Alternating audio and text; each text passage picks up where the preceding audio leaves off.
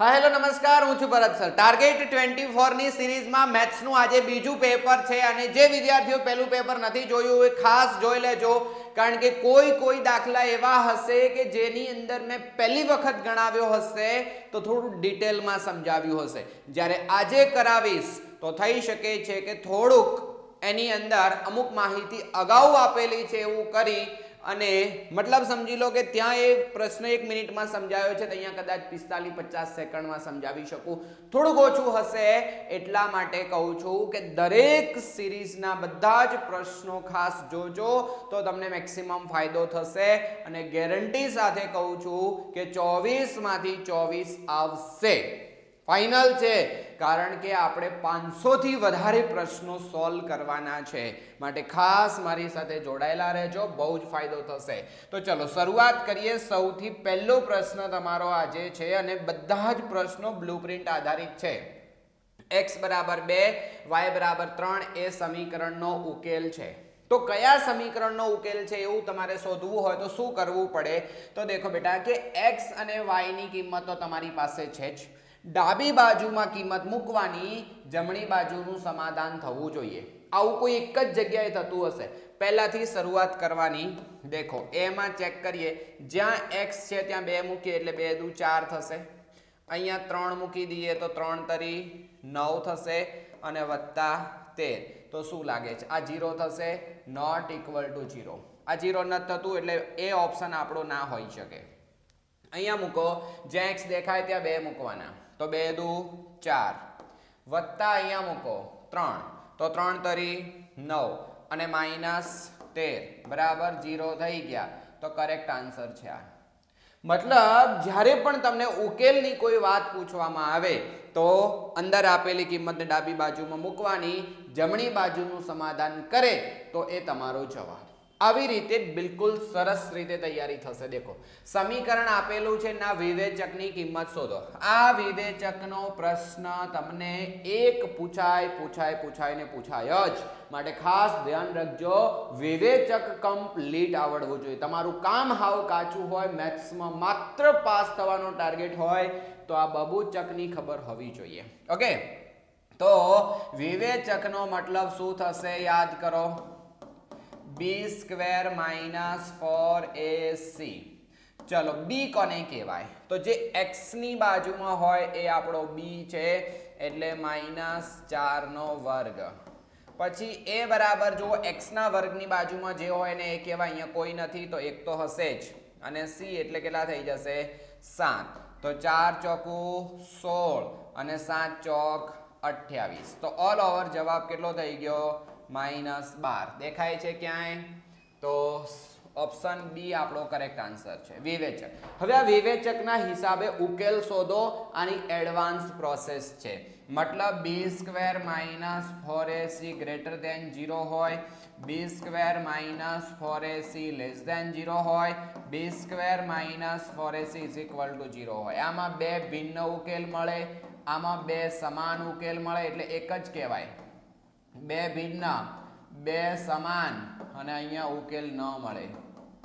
Okay, તો જોઈ લેજો મારી પેટર્ન કઈ રીતની હોય છે કે એક પ્રશ્ન અહીંયા પૂછ્યો છે એનો તો જવાબ મળશે જ, પણ એના રિલેટેડ કોઈ સવાલ પૂછાવાનો ચાન્સ હશે તે બી મળશે. એટલે જો 1000 પ્રશ્નો આસપાસનો તમારો ટાર્ગેટ રહેશે કે અહીંયા સમાધાન થશે તો વિચાર કરો કે 24 પ્રશ્નો ના મળે, ઇમ્પોસિબલ છે. મોટા ભાગના પ્રશ્નોની રીત રિપીટ થશે એટલે હાવ કામ કાચું હશે તો પરફેક્ટ બની જશો અને તમને પરફેક્ટ બનાવી દઈશ જો જોડાયેલા રહેશો તો.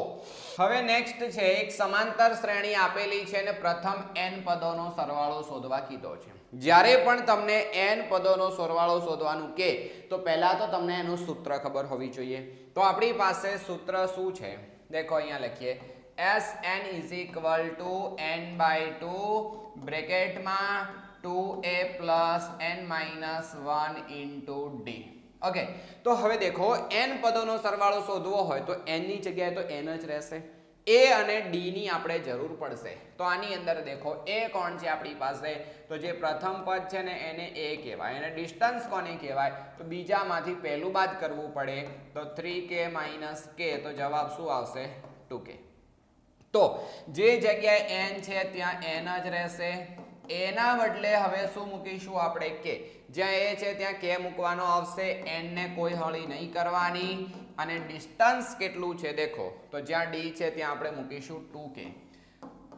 મારી સાથે સાથે ગણજો, બેય નહીં રહેતા ખાલી. ગણિત એ સંપૂર્ણ પ્રેક્ટિકલ સબ્જેક્ટ છે. પરફેક્ટ થશો પ્રેક્ટિસ થી જ. હવે અહીંયા દેખો, આ બે કે આની હારે પણ ગુણાય આની સાથે પણ ગુણાશે. તો અહીંયા શું થઈ જશે? 2kn આવશે અને અહીંયા 2k આવશે. આવું થઈ જાય. તો આ બંને સાથે ગુણાશે. અહીંયા 2k એટલે -2k, તો આ બંને સીધા ઉડી જશે. તો વધ્યું શું? n/2 અને આટલે શું વધ્યા? 2kn. તો ફરી પાછા બે કેન્સલ થઈ ગયા. તો શું આવશે? k એકલા છે અને n એટલે n² થઈ જશે. આવું જ્યાં દેખાય એ આપણો જવાબ. આગળ પાછળ છે n²k, તો ડી આપણો કરેક્ટ આન્સર છે. બિલકુલ સુંદર અને સરસ મજાની પ્રોસેસ તમને બતાવવાનો છું. જોઈ લો, મજા જ આવશે. હવે અહીંયા 3 બિંદુઓ આપેલા છે અને કોઈ લંબચોરસના 3 શિરોબિંદુ હોય તો તેનું ચોથું શિરોબિંદુ આપણે શોધવાનું છે. દેખો, અહીંયા તમને લંબચોરસ કીધો છે, બટ જે આપણી ચોપડી છે એ ચોપડીની અંદર સમાંતર બાજુ ચતુષ્કોણની વાત કરવામાં આવી છે. તો પેટર્ન સેમ રહેશે. પેટર્નની અંદર કોઈ જાતનો સુધારો કરવામાં આવનાર નથી. હવે દેખો કે એ એટલે પહેલા બિંદુના યામ આપણે અહીંયા લઈ લઈએ 0 0. બી છે તો અહીંયા લઈ લઈએ આપણે 2 અને 0. અને અહીંયા સી છે તેનું લઈ લઈએ 0 અને 3. અને ડી યામ આપણે જાણતા નથી, એને હાલ પૂરતા આપણે શું કહી દઈએ? x અને y કહી દઈએ. ઓકે વાત. હવે તમને લોકોને આની એક શરત ખાસ ખબર હોવી જોઈએ કે આ જે લંબચોરસ છે ને એના જો આપણે વિકર્ણો દોરીએ તો વિકર્ણો એકબીજાને દુભાગે છે. જો વિકર્ણો દુભાગે તો એનો મતલબ શું થશે? દેખો કે આ જગ્યાએ કોઈ મધ્યબિંદુ છે અને મધ્યબિંદુ O સમજી લો. જો આ A અને C નું મધ્યબિંદુ લઈએ તો પણ O આવશે. B અને D નું મધ્યબિંદુ લઈએ તો પણ O આવશે. માટે આપણે શું લખી શકીએ? અહીંયા જુઓ કે AC ના મધ્યબિંદુના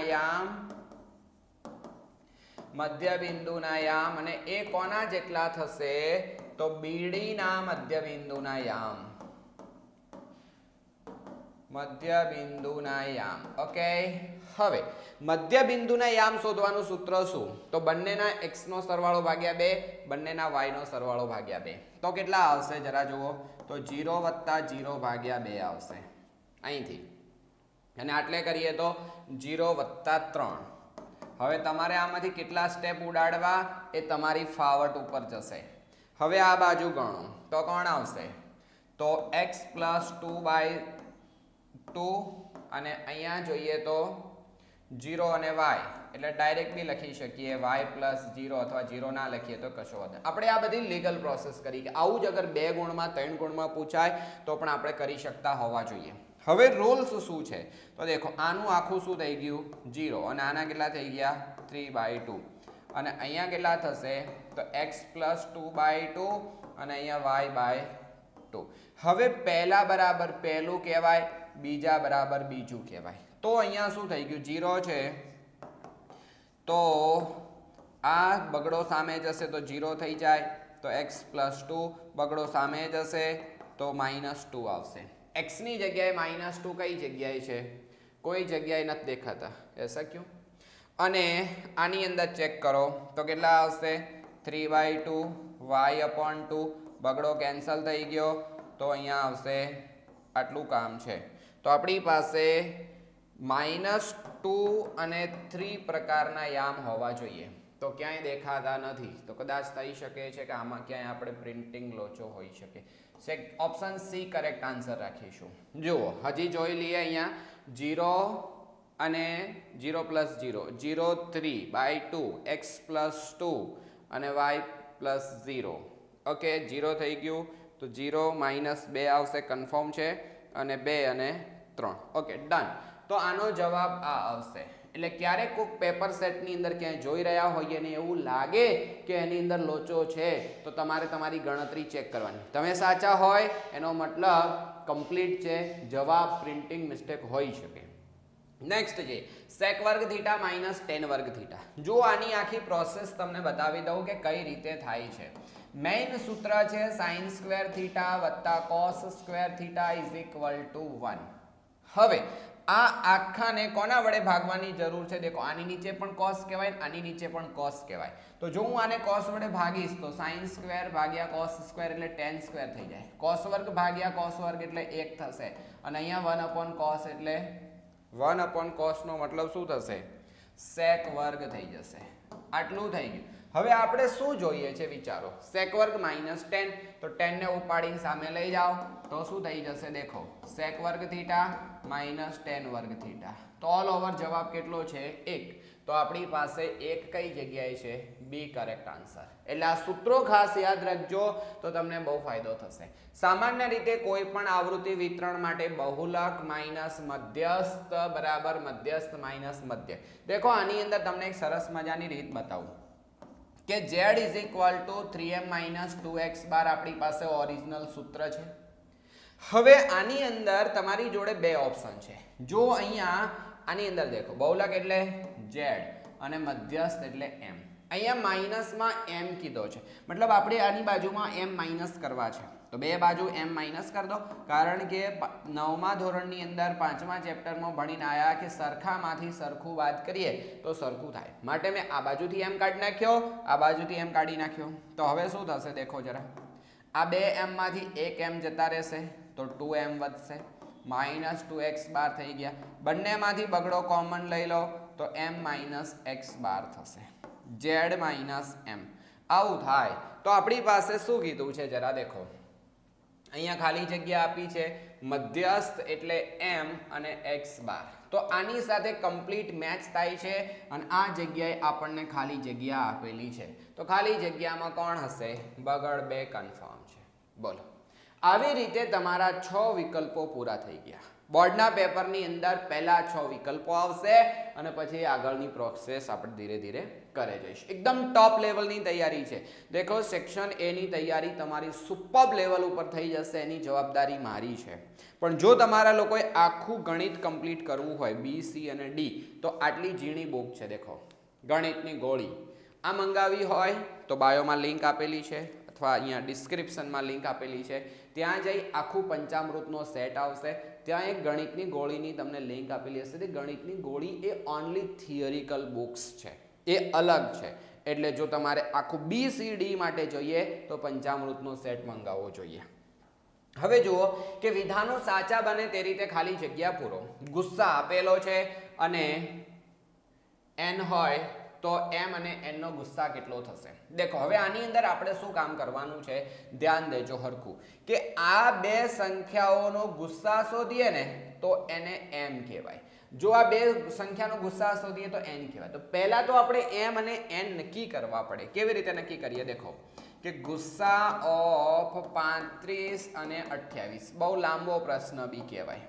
તો આનો જવાબ શું આવે છે ખરેખર ચેક કરો. તો 35 નો મતલબ શું થાય? 7 પંચા 35, રાઈટ.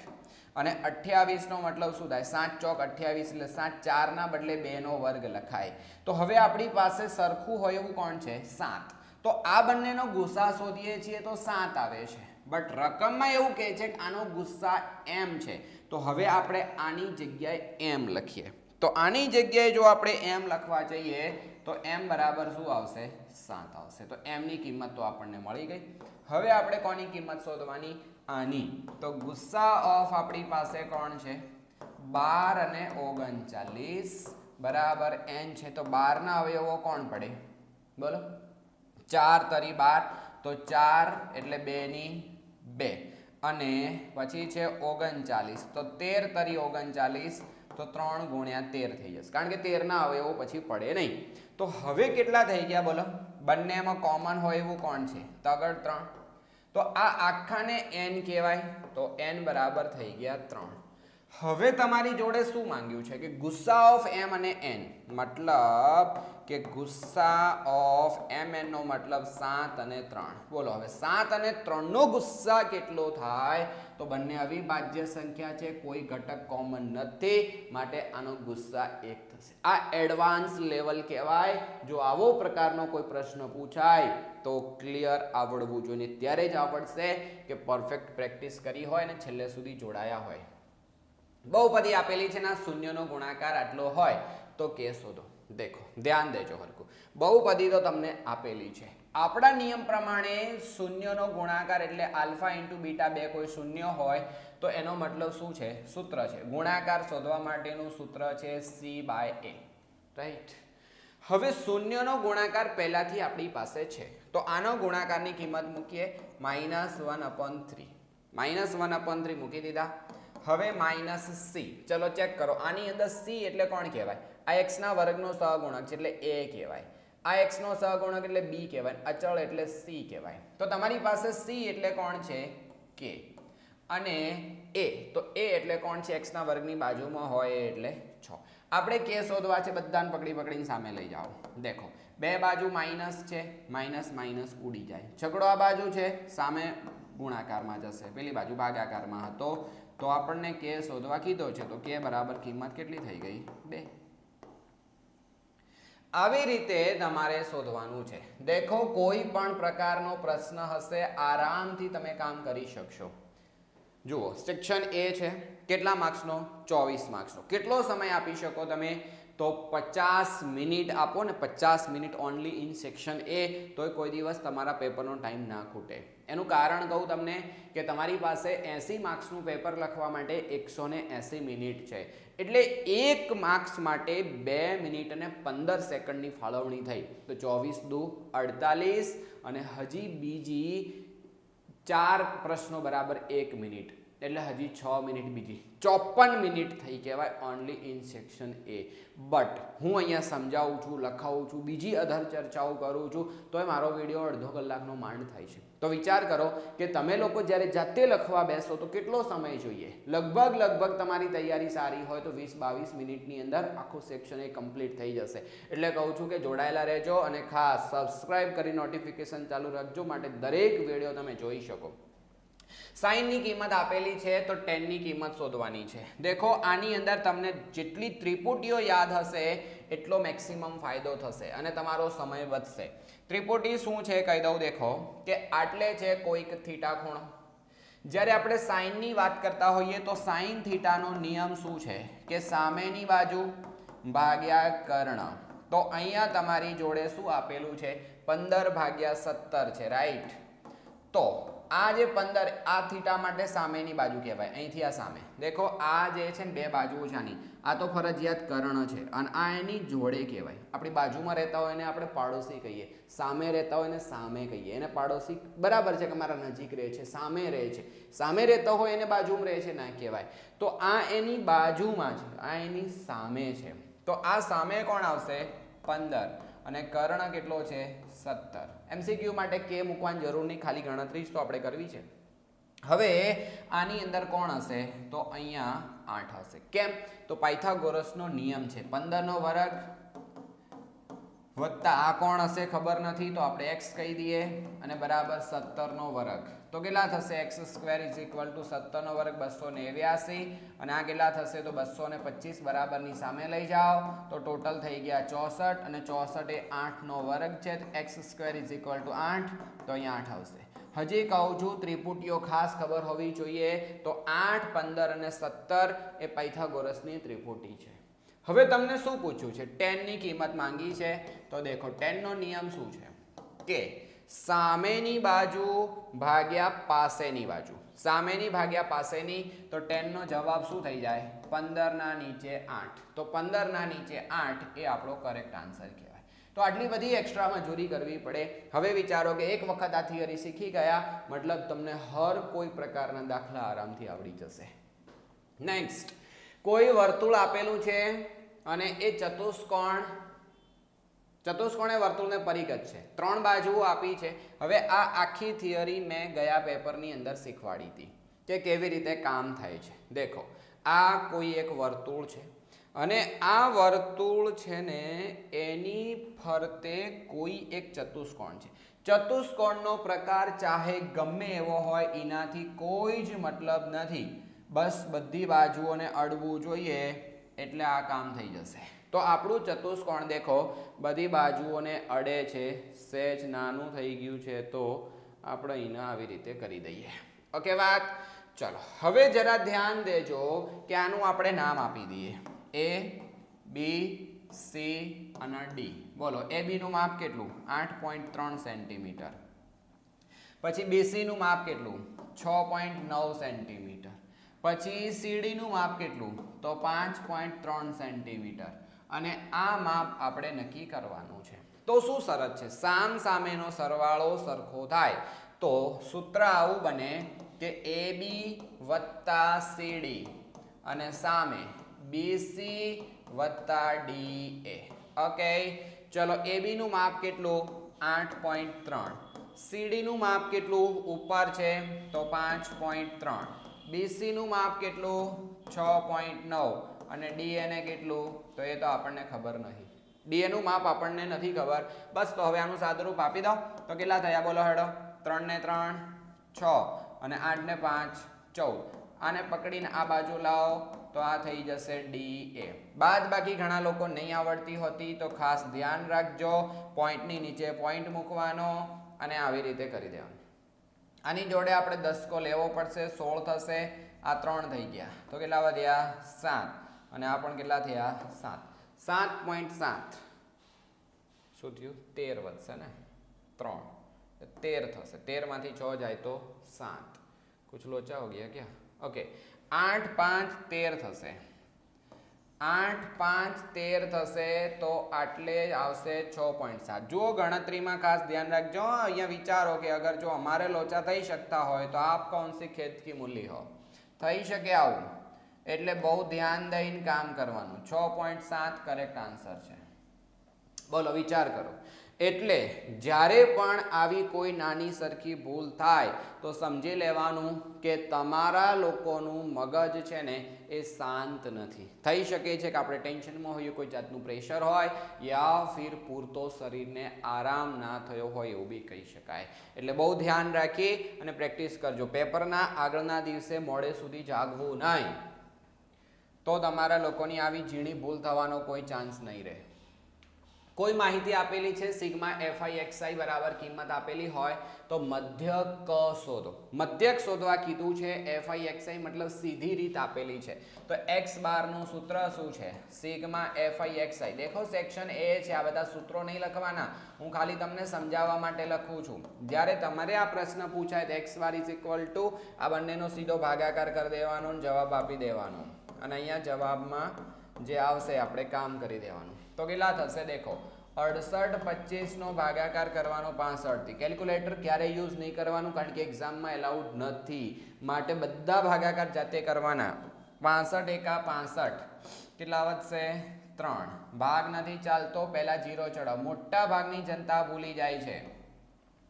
હવે આનો ભાગ ચલાવવાનો છે તો સ્વાભાવિક છે કે હજી સુધી તો ક્યાંય પોઈન્ટ આવ્યો નથી તો જવાબ આ જ આવે એવું કન્ફર્મ થઈ જાય. બટ છતાંય આત્માની શાંતિ માટે આપણે ગણતરી કરીએ. 5 થી ભાગ ચલાવો તો 5 5 25 વધી 2 6 દુ 6 5 30 અને 2 32 તો 0 0 અને 0 તો કન્ફર્મ થઈ ગયું કે જવાબ 105 હશે. લોચા નહીં મારતા ખાસ. ભાગાકાર ઘણા લોકો નહીં આવડતા હોતા. હવે દેખો આ દાખલાની પ્રક્રિયા બહુ લાંબી છે. હું તમને પહેલા આની આખી પ્રોસેસ બતાવી દઉં, પછી સરસ મજાનો જુગાડ બતાવો. 1 નંબર જુગાડ છે આપણી પાસે. આનો જવાબ ખાલી જોતા જ ખબર પડી જાય કે આનો જવાબ 4/7 આવશે. કેસે બતાવું છું. દેખો આની લીગલ પ્રોસેસ સમજી લો કે કોઈ પણ બે પદ છે એટલે કે એક ઘટના બને ને એક ઘટના ન બને, એકબીજાની પૂરક ઘટનાનો સરવાળો 1 થાય. રાઈટ. તો હવે અહીંયા કેટલા છે? 3/7 છે. આ કિંમત આપણને ખબર નથી તો અહીંયા આવશે 1. હવે આને શોધવા હોય તો આની પ્રક્રિયા શું થશે? 1 - 3/7 કરવા પડે. આનો સાથે લસા લઈ લો એટલે જો આની નીચે કોઈ નથી તો આની આરે ચોકડી ગુણાકાર કરવો પડે. તો 7 - 3 અને નીચે બંનેનો ગુણાકાર થશે તો 4 - 7 આવશે. તો આવી બધી ગણતરી કરવા જઈએ ત્યારે તમારા લોકોએ કોઈ પણ પ્રકારનો દાખલો હશે આ સ્ટેપ આવવાનું કન્ફર્મ છે. તો આપણે સીધા આ સ્ટેપ કરવાનો. સીધા આ સ્ટેપ કેવી રીતે કરી શકાય? તો છેદ જે હોય એનો એ જ લખી દેવાનો અને છેદમાંથી અંશ બાદ કરી અને અહીંયા ઉપર લખી દેવાનો. માટે જ્યારે પણ કોઈ અપૂર્ણાંક સંખ્યા સ્વરૂપે એક ઘટના આપી હોય અને એની પૂરક ઘટના શોધવાની હોય તો છેદ એમનો એમ અને છેદમાંથી અંશ બાદ કરી અને ઉપર મૂકી દેવાનો. એટલે તમને આ જવાબ હંમેશા આવડી જશે. સાચા ખોટા. સાચા ખોટાની ટ્રીક શું છે? અંદર પ્રશ્ન પૂછેલો છે અને જવાબ પણ આપેલો છે. પ્રશ્નના હિસાબે આપણે જવાબ આપણી રીતે શોધવાનો. અંદર આપેલા જવાબ સાથે મેચ થાય તો વિધાન સાચું, બાકી હાવ ખોટાના પેટનું. સમજી લેજો ધ્યાનથી. તો હવે એવું કહે છે કે આ બંનેનો ગુસ્સા એક છે. આપણે આનો ગુસ્સા શોધો તો 63ના અવયવો પાડવા પડે અને 77ના અવયવો પાડવા પડે. તો કેટલા થશે? 9 સીતા 63 થાય. તો 9 મતલબ 3નો વર્ગ અને 7. દેખો 3 તરી 9, 9 સીતા 63 અને આ કોણ થશે? 11 સીતા 77 થાય. હવે આના કોઈના અવયવો પડતા નથી. બંનેમાં હોય એવી સંખ્યા એટલે ગુસ્સા. તો બંનેમાં સાતડો છે તો અહીંયા 1 નહીં પણ 7 હોવા જોઈએ. એટલે કે 63 અને 77 નો ગુસ્સા 7 આવે છે એકચ્યુઅલમાં. જ્યારે અહીંયા આપેલો છે 1. માટે વિધાન કેવું થઈ જાય? હાવ ખોટું. નેક્સ્ટ, આ સંખ્યા સુરેખ બહુપદી છે. દેખો સુરેખ બહુપદી આ કોઈ પણ બહુપદી માટેની શરત શું છે? બહુપદીની શરત છે કે ઘાત પૂર્ણ સંખ્યા હોવી જોઈએ. ઘાત પૂર્ણ સંખ્યા હોવી જોઈએ. પણ કોની? ચલની ઘાત. ચલની ઘાત મતલબ કે x માં સમીકરણ આપેલું હોય તો x ની ઘાત 0 હોય તો અચળ બહુપદી થઈ જશે. સૌથી મોટી ઘાત 1 હશે તો સુરેખ બહુપદી, 2 હોય તો દ્વિઘાત બહુપદી, 3 હોય તો ત્રિઘાત બહુપદી. તો અહીંયા તમને શું આપેલું છે? દેખો x ની સૌથી મોટી ઘાત 1 છે અને બીજી કોઈ આપેલી નથી. એટલે x ની એક ઘાતનો મતલબ સુરેખ બહુપદી થાય તો વાત સાચી છે, તો વિધાન સાચું થઈ જાય. અને હજી ખાસ એક વસ્તુ, સહગુણક તરીકે a b c આ કેટલી લાંબી બહુપદી છે એના હિસાબે આધાર રાખે તો એ હંમેશા વાસ્તવિક સંખ્યા હોય. એટલે સહગુણક કોઈ બી હોય એનાથી ફરક નથી પડતો. આપણે ખાસ જોવાનું કે જે આ ચલની ઘાત છે એ ચલની ઘાત પૂર્ણ સંખ્યા સ્વરૂપે હોવું જોઈએ. જો અગર આ સ્વરૂપ આવું હોત, આખું લીટું માર્યું હોત તો આ બહુપદી જ ના કહેવાય. પછી બીજી વાત છે, એને બહુપદી જ નહીં તો પછી વિચારવાનું ક્યાં આવે કે એ સુરેખ છે કે દ્વિઘાત છે કે ત્રિઘાત છે, છોકરો છે કે છોકરી છે. આના પહેલા એ માણસ તો હોવું જોઈએ ને. માણસ છે કે નહીં ચેક થાય તો પછી આગળ વધીએ કે છોકરો છે કે છોકરી છે. અહીંયા બહુપદી જ નથી તો પછી એ કેવો પ્રકાર છે ક્યાં વિચારવાનું આવે. માટે ખાસ ધ્યાન રાખજો, બહુપદી હોવા માટેની શરત છે કે ચલની ઘાત છે પૂર્ણ સંખ્યા હોવી જોઈએ. નેક્સ્ટ, એક સમીકરણ આપેલું છે નો આલેખ x અક્ષને આ બિંદુમાં છેદે છે. જુઓ કોઈ બિંદુમાં છેદે છે એનો મતલબ આ જે સમીકરણ છે ને, મતલબ આ જે કિંમત આપેલી એ એનો ઉકેલ હશે. ઉકેલનો મતલબ એવો થાય કે આ કિંમત x અને y ની જગ્યાએ ડાબી બાજુમાં મૂકીએ તો જમણી બાજુનું સમાધાન થવું જોઈએ. કરે છે સમાધાન? ચેક કરો. આની ડાબી બાજુ આપણે લઈને ચાલવાનું. તો ડાબી બાજુ 3x + 4y છે, રાઈટ? હવે જ્યાં x દેખાય ત્યાં કેટલા મૂકવાના? 3. x ની જગ્યાએ 8 મૂકવાના છે અને y ના બદલે કેટલા મૂકવાના? 0 મૂકી દો. તો કેટલા થયા? 8 તરી 24 + 0 = 24. તો દેખો ડાબી બાજુ લઈને ચાલ્યા અને જમણી બાજુ આવી ગઈ. મતલબ આનો ઉકેલ છે તો યસ, કે આ જો આલેખ દોરીએ આનો તો એ આ બિંદુમાંથી પસાર થશે તો વિધાન શું આવશે? સત્ય વિધાન છે, સાચું વિધાન થઈ જશે. સૂર્ય પશ્ચિમ દિશામાં ઉગે એની સંભાવના કેટલી છે? દેખો બેટા, કોઈ પણ ઘટનાની સંભાવના હંમેશા 0 અને 1 ની વચ્ચે હોય. કોઈ પણ ઘટનાની સંભાવના 0 અને 1 ની વચ્ચે હોય તો હવે જોઈ લો 0 અને 1 ની વચ્ચે તો આ તો માઈનસ છે તો પહેલાથી જ ખબર પડી ગઈ આની ઘટના ખરેખર કેટલી થતી હશે શોધવા જવાનું જ નહીં કારણ કે ઘટના નેગેટિવ હોય જ નહીં તો વિધાન શું થઈ જશે ખોટું થઈ જશે ઓકે અને હજી તમારે જાણવું હોય તો બી કહી દઉં કે સૂર્ય પશ્ચિમ દિશામાં ઉગવાની વાત કરી છે ખરેખર સૂર્ય પૂર્વમાં ઉગે પશ્ચિમમાં આથમે હકીકતે તો ઉગતો ના આથમતોય નહીં બટ આપણી ચોપડી પ્રમાણે સૂર્ય પશ્ચિમ દિશામાં આથમે તો એની સંભાવના 1 સૂર્ય અહીંયા કીધું છે પશ્ચિમ દિશામાં ઉગે તો એની સંભાવના 0 થાય તો -1 આપી છે કોઈ સંજોગે શક્ય નહીં 3 પદ આપેલા છે કોઈ સમાંતર શ્રેણીના ક્રમિક પદો હોય તો એની કિંમત શોધો દેખો આ મેં ગયા પેપરની અંદર પ્રશ્ન કરાવ્યો હતો અને એની અંદર એક સૂત્ર આપ્યું હતું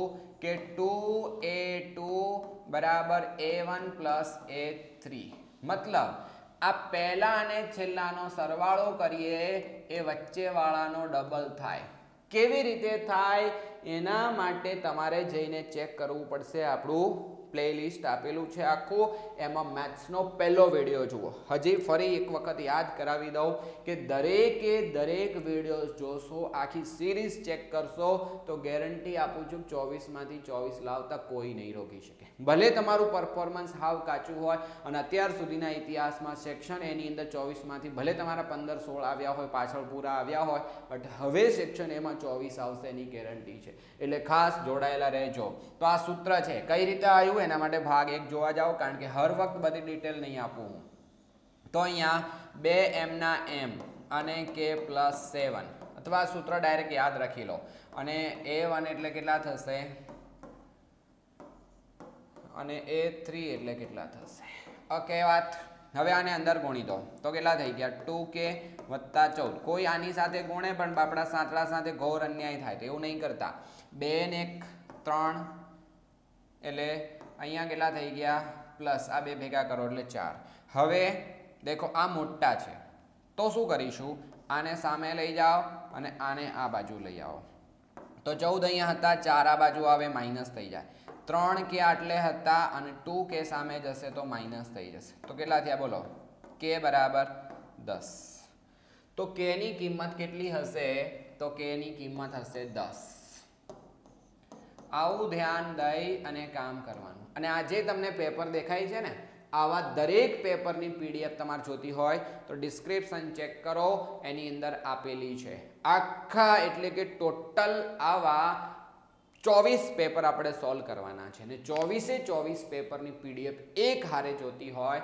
તો તમને ડિસ્ક્રિપ્શનમાં લિંક છે ત્યાંથી મળી જશે देखो अकेंद्रित वर्तुळ परना बिंदु P मांथी स्पर्शक बिंदु A અને P ए बराबर 7 હોય તો વર્તુળનો વ્યાસ શોધો देखो જ્યારે પણ આવી કોઈ આકૃતિ હોય તો સૌથી પહેલો તમારો નિયમ છે કે તમારે એક રૂપાળી આકૃતિ દોરવાની અકેંદ્રિત વર્તુળ છે રાઈટ તો આ વર્તુળનું કેન્દ્ર થઈ ગયું O હવે વર્તુળ પરના બિંદુ એટલે વર્તુળ ઉપર કોઈક બિંદુ P આવેલું છે समझो ध्यान थी अकेंद्रित वर्तुळना बिंदु P मांथी दोरेल स्पर्शक अने स्पर्शक ऊपर बिंदु A छे एटले कोईक स्पर्शक छे ए स्पर्शक उपरनुं बिंदु छे A एटले के आ जग्याए कोईक A हशे अकेंद्रित वर्तुळ परना बिंदु P मांथी दोरेल स्पर्शक परनुं बिंदु A छे हवे PA बराबर 7 सेंटीमीटर छे PA = 7 सेंटीमीटर छे OA बराबर 25 सेंटीमीटर है O थी A सुधी जवानुं एटले आनुं माप छे 25 सेंटीमीटर अने आ आकृति कंईक आवी रीतनी थशे तो आ थई गयो काटकोण त्रिकोण अने आ माप आप्युं छे 25 सेंटीमीटर हवे पाइथागोरसनी त्रिपुटी छे 7 24 25 हजे कहूं छुं त्रिपुटीओ याद हशे तो फायदामां रहेशो तो त्रिज्या केटली थई गई 24 केवी रीते आवे तमारे पाइथागोरसनो नियम लगाड़वो पड़े कि आ बे बाजुना वर्गनो सरवाळो ए तीजी बाजुना वर्ग जेटलो थशे पण आपणने व्यासनुं माप शोधवा कीधुं छे तो व्यास बराबर शुं आवशे 2 * त्रिज्या अने त्रिज्यानुं माप छे 14 तो 14 × 24 छे ત્રિજ્યાનું માપ છે 24, તો 24 દુના 48 સેન્ટીમીટર. આવું કામ તમારે કરવાનું રહેશે. એના પછી પ્રથમ n પ્રાકૃતિક સંખ્યાઓનું મધ્યક હોય તો n કેટલા થાય? દેખો, પ્રથમ n પ્રાકૃતિક સંખ્યા, પહેલા તો તમને એની પ્રોસેસ ખબર હોવી જોઈએ. અને મધ્યક, મધ્યકનો મતલબ શું થાય? અવર્ગીકૃત માહિતી હોય તો અવલોકનોનો સરવાળો, અવલોકનોનો સરવાળો અને ભાગ્યા અવલોકનોની સંખ્યા. આ સૂત્ર છે 7મા ધોરણમાં આવતું. ઓકે, હવે 9માં આવતું. 9માં સિલેબસ રિડ્યુસ થયું એટલે બધું જતું. 10માં આવું નહીં આવતું. 10માં સીધું વર્ગીકૃત માહિતીનું આવે છે, એટલે આ ખાસ ખબર હોવી જોઈએ. મધ્યક તમને આપેલો છે 17n અને એના ભાગાકારમાં 33. હવે અવલોકનોની સંખ્યા, એ તો ચોખ્ખું કીધું છે કે n પ્રાકૃતિક સંખ્યા. હવે આપણને ખબર હોવી જોઈએ કે પ્રથમ n પ્રાકૃતિક સંખ્યાનો સરવાળો કેટલો થાય. એનું ડાયરેક્ટ સૂત્ર છે nn+1/2. કેવી રીતે આવે? એના માટે તમારા લોકોએ શું કામ કરવું પડે? તો 1, 2, 3 આવી રીતે n સમાંતર શ્રેણી છે. અને હવે આમાં Sn નું સૂત્ર લગાડવાનું. n/2 કૌંસમાં નાનું સૂત્ર લખી દો, a+n વાળું. તો થઈ ગયું. દેખો, n એને બદલે કોણ છે? 1. તો આ સૂત્ર થઈ ગયું. આ 5મા ચેપ્ટર પ્રમાણે આપણે કામ કરવું પડે. હવે આનું સાદુરૂપ આપી દો એટલે આપણું કામ થઈ જશે. n ની કિંમત મળી જશે. દેખો, અહીંયા બે જગ્યાએથી ઉપર નીચે n કેન્સલ થઈ જાય. તો હવે વધ્યું શું અહીંયા? તો 17n/33 અને સામે કોણ વધ્યા છે? n+1/2. આ બગડો ભાગાકારમાં છે, સામે જાય તો ગુણાકારમાં જશે, એટલે 17 દુની 34n થશે. આ 33 આ બાજુ જશે તો બંને સાથે ગુણાશે, એટલે 33n + 33. યાદ રાખજો, આ 33 બંને સાથે ગુણાય. મેં એક સ્ટેપ નથી ગણ્યું વચ્ચે. અને હવે 33n જો આ બાજુ લાવીએ તો શું થઈ જશે? માઇનસ થઈ જશે. તો ઓલ ઓવર જવાબ n બરાબર કેટલો થઈ ગયો? 33 આવશે. તો કોઈ બી પ્રકારનો દાખલો ક્યારે વિચિત્ર નહીં હોતો. બસ એની અંદર તમારા લોકોએ થોડીક બુદ્ધિ લગાડવી પડે. હવે p of a minus p of a bar is equal to 0.2. તો p ઓફ a ની કિંમત શોધો. કેવી રીતે ગણવાની? દેખો, આની અંદર આપણે ચેપ્ટર 3માં જવું પડશે. pa અને pa બંનેનો સરવાળો કરીએ તો એક. આ તો સિમ્પલ સર્વસામાન્ય સૂત્ર છે. બસ, તો આ સમીકરણ 1 અને અંદર જે આપેલું છે એ છે સમીકરણ નંબર 2. ઓકે, આવું છે. હવે આપણે p ઓફ a શોધવા છે, એટલે pa ની જરૂર નથી. તો બંને સમીકરણોનો સરવાળો કરી દો એટલે ઉડી જશે. મતલબ સમીકરણ 1 સમીકરણ 2. આ ખરેખર આવું થયું. જુઓ, કોઈને ના ખબર પડે હજી તો. x+1 અને x - y = 0.2. ચેપ્ટર નંબર 3 લોપની રીત એ પ્રમાણે કામ થશે. અહીંયા તો કેટલા થઈ ગયા? 2pa અને અહીંયા કેટલા થઈ ગયા? 1.2. તો pa ની કિંમત આપણે શોધવી હોય તો બગડાને પકડી નીચે લઈ જાઓ. તો કેટલા થઈ ગયા? બગડો નીચે જશે તો p ઓફ a = 0.6. ખતમ. તો અહીંયા આપણી પાસે જે માપ માંગ્યું હતું p ઓફ a = કન્ફર્મ થઈ ગયો 0.6. નેક્સ્ટ છે અર્ધગોલકના પાયાનું ક્ષેત્રફળ. દેખો, અર્ધગોલક હોય ને, અર્ધગોલક આવી રીતે હશે. દેખો, હા, આ છે અર્ધગોલક. હવે આ અર્ધગોલકનો જે પાયો છે ને, એ પાયો ગોળ હોય. ગોળ ઇટ મીન્સ વર્તુળ. અને જો એ વર્તુળ હોય તો કન્ફર્મ છે કે એની માટે તમારે શું ધ્યાન રાખવું પડે? πr². એટલે આ જવાબ આવશે. 1 રૂપિયાના સિક્કાનું ગુણફળ. હર હંમેશ માટે ગાંઠ બાંધી દેજો મગજમાં કમ્પ્લીટ ફિટ કરીને, કે કોઈ રૂપિયો પૂછાય કે કોઈ ગમે એની થપ્પી પૂછાય અને જો ગોળ હશે તો એ હંમેશા નળાકાર બની જાય. તો 1 રૂપિયાના સિક્કાનું ઘનફળ મતલબ નળાકારનું ઘનફળ. અને નળાકારનું ઘનફળ શોધવાનું સૂત્ર શું છે? πr² × h. નળાકારના ઘનફળની વાત કરવામાં આવી છે અને આ છે પૃષ્ઠફળનું સૂત્ર. એના પછી ગુરુ વૃતાંશનું ક્ષેત્રફળ. ગુરુ વૃતાંશ પહેલા તો એ ખબર હોવી જોઈએ કે કહેવાય કોને. દેખો, તો ગુરુ વૃતાંશની જો આપણે વાત કરવા જઈએ તો આ કોઈ વર્તુળ છે અને આ વર્તુળની અંદર એના કેન્દ્ર સાથે જોડી અને બે ત્રિજ્યાઓ હોય તો આ જે ભાગ છે એને લઘુ વૃત્તાંશ કહેવાય. ઉપરનો ભાગ છે એને ગુરુ વૃત્તાંશ કહેવાય. તો આપણે ગુરુ વૃત્તાંશનું શોધવું છે. મતલબ આખા વર્તુળમાંથી આટલું કાઢી નાખો, આટલું કાઢી નાખો. તો હવે વર્તુળ માઇનસ લઘુ વૃત્તાંશ. તો દેખો, વર્તુળનું ક્ષેત્રફળ માઇનસ લઘુ વૃત્તાંશનું ક્ષેત્રફળ એટલે આનો જવાબ આવી જાય. હવે લઘુ વૃત્તખંડનું ક્ષેત્રફળ શોધવા કીધું છે. લઘુ વૃત્તખંડ કોને કહેવાય? દેખો, આ બંને બિંદુ એકબીજા સાથે જોડી દેવાના અને આટલું જે માપ છે ને આને લઘુ વૃત્તખંડ કહેવાય, આટલો ભાગ. અને આ લીટાથી ઉપરનો ભાગ આખો ગુરુ વૃત્તખંડ કહેવાય. તો હવે પહેલા આ લઘુ વૃત્તાંશ હતો. લઘુ વૃત્તાંશમાંથી જો આ ત્રિકોણ કાઢી નાખીએ તો લઘુ વૃત્તખંડ મળે. તો દેખો, લઘુ વૃત્તાંશનું ક્ષેત્રફળ માઇનસ એને અંતર્ગત ત્રિકોણનું ક્ષેત્રફળ એટલે આનો કરેક્ટ આન્સર સી આવશે. અને આપણું કામ ખતમ. આવી રીતે એકદમ ટોપ લેવલની તૈયારી જો તમારે કરવી હોય તો મારી સાથે ખાસ જોડાયેલા રહેજો. સબસ્ક્રાઇબ કરી અને નોટિફિકેશન ચાલુ રાખજો. લાઈક અને તમારા મિત્રો સાથે શેર જરૂર કરજો, જેથી એમનું પણ સરસ કામ થશે. ફ્રીમાં છે, ફ્રી, અને એનો ફાયદો તમને મળશે. બટ જો આ પીડીએફ તમારે એડવાન્સ જોતી હોય, બધા જ પેપરની એક સાથે જોતી હોય તો એક સિમ્પલ કામ કરવાનું છે. શું? ડિસ્ક્રિપ્શનમાં લિંક આપેલી છે અને ડિસ્ક્રિપ્શનની લિંકથી તમે ત્યાંથી પીડીએફ લઈ લો. બહુ જ ફાયદો થશે, એની પાકી ગેરંટી છે. જાતે પ્રેક્ટિસ કરજો. જ્યાં જ્યાં સમસ્યા આવે ત્યાં મારી સાથે જોડાઈ અને પ્રેક્ટિસ કરજો. તો ઓફિશિયલી જોડાવા માટે સબસ્ક્રાઇબ કરી રાખજો. મળીએ નવા વિડીયોમાં. Thank you so much. Bye bye.